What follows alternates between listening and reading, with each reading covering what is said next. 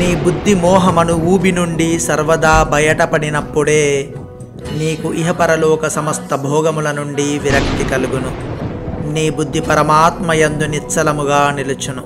అప్పుడు నీకు పరమాత్మ ప్రాప్తి కలుగును అని పూర్వ శ్లోకములయందు భగవానుడు అర్జునునితో పలికెను. దీనిపై పరమాత్మ ప్రాప్తి నందిన స్థితప్రజ్ఞుడైన సిద్ధయోగి లక్షణములను ఆచరణములను తెలుసుకొని కోరికతో అర్జునుడు ఇట్లు ప్రశ్నించుచున్నాడు.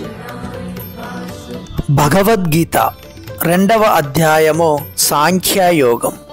స్థితప్రజ్ఞస్య కా భాషా సమాధిస్తస్య కేశవ స్థితధీ కిం ప్రభాషేత కిమాసీత వ్రజేత కిం. అర్జునుడు పలికెను, ఓ కేశవ, సమాధి స్థితుడవై పరమాత్మ ప్రాప్తి నందిన స్థితప్రజ్ఞుని యొక్క లక్షణములెవి? అతడు ఎట్లు భాషించును, ఎట్లు కూర్చొనును, ఎట్లు నడుచును? స్థితప్రజ్ఞస్య అను పదముతో పాటు సమాధిస్తస్య అను విశేషణమును ప్రయోగించుటలోని ఆంతర్యమేమి?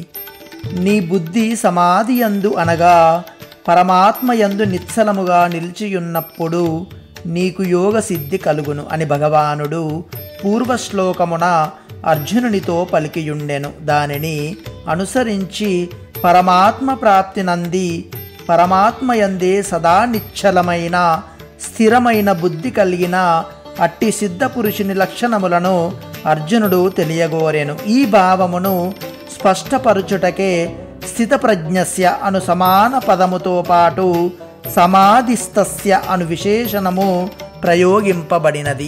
ఉపర్యుక్త స్థితిని పరమాత్మ ప్రాప్తి సిద్ధించిన పురుషుని యొక్క అక్రియ స్థితిగా భావింపవలెనా, సక్రియ స్థితిగా భావింపవలెనా?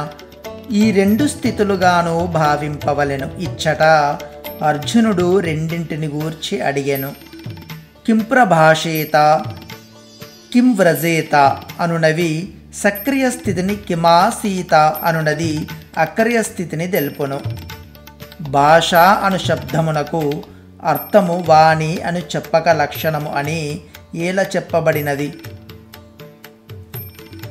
స్థిర బుద్ధి గల పురుషుని వాణి విషయములో కింప్రభాషేత అనగా అతడెట్లు మాట్లాడును అను మరి ఒక ప్రశ్న అడుగబడినది. కనుక ఇచట భాషా శబ్దమునకు వాణి అను అర్థము చెప్పబడక భాష్యతే కథ్యతే అనయా ఇతి భాష అనగా దీని ద్వారా వస్తు స్వరూపము చెప్పబడును అను వృత్యోత్పత్తిని అనుసరించి భాష అను పదమునకు లక్షణము అను అర్థము చెప్పబడినది.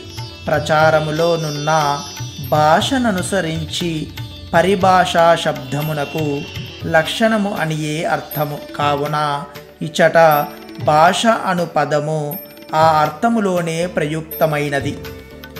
స్థిర బుద్ధిగల పురుషుడు ఎట్లు మాట్లాడును, ఎట్లు కూర్చును, ఎట్లు నడుచును అను ప్రశ్నలలోని మాట్లాడుట, కూర్చునుట, నడుచుట అను క్రియలు సాధారణార్థములో ప్రయుక్తములైనవా లేక విశేషార్థములోన?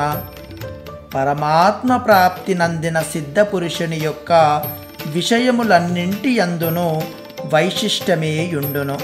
కావున మాట్లాడుట, కూర్చొనుట, నడుచుట మొదలుగునవి అతనికి సహజ క్రియలైనను వాటిలో విలక్షణత్వము ఉండును. కానీ ఇచ్చట మాట్లాడుట, కూర్చొనుట, నడుచుట అను అతని కర్మలు సాధారణార్థములో గ్రహింపరాదు.